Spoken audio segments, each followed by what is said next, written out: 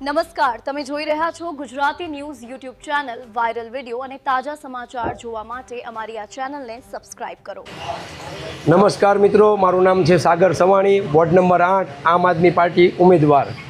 થોડા દિવસ પહેલાં એટલે કે 13 તારીખે જ્યારે ચૂંટણી પંચ સમક્ષ વાંધા અરજી કરવાનો જ્યારે સમય હતો ત્યારે અમે વોર્ડ નંબર 8ના 2 ઉમેદવાર ઉપર ચૂંટણી પંચની જે પ્રક્રિયા પ્રમાણે એના ફોર્મમાં એના એફિડેવિટમાં ભૂલ હતી તો અમે એના પર વાંધો ઉઠાવ્યો હતો.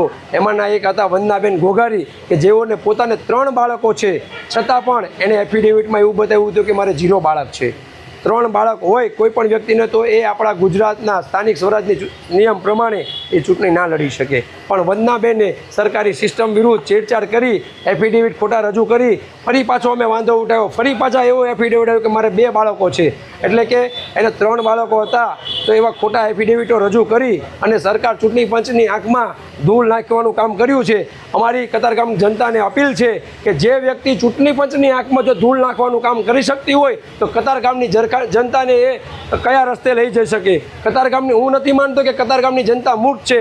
આ વખતે કતારગામની જનતા આનો જવાબ ચોક્કસ આપશે.